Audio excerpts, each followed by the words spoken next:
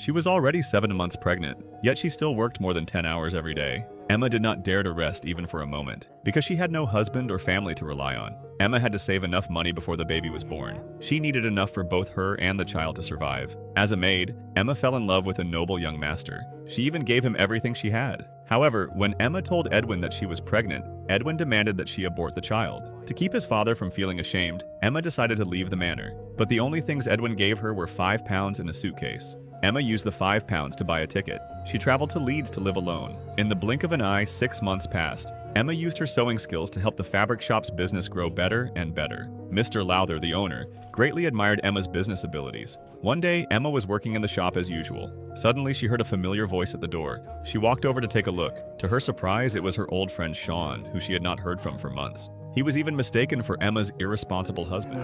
Mr. Art, you should know that your wife has been working tirelessly. Every minute. In the absence of anyone else bothering to... Mr. Klinsky, David, this is not my husband. This is just a friend. A dear friend.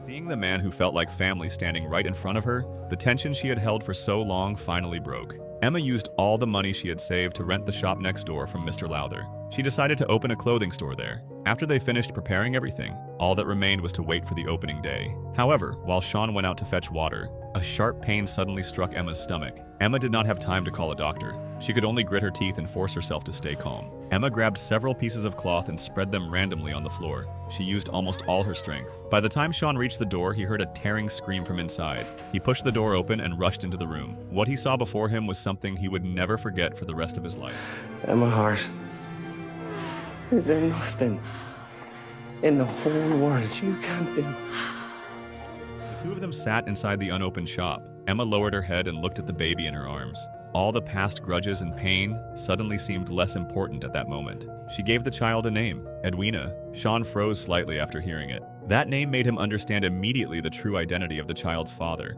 It was the young master who lived a life of luxury at Fairley Manor.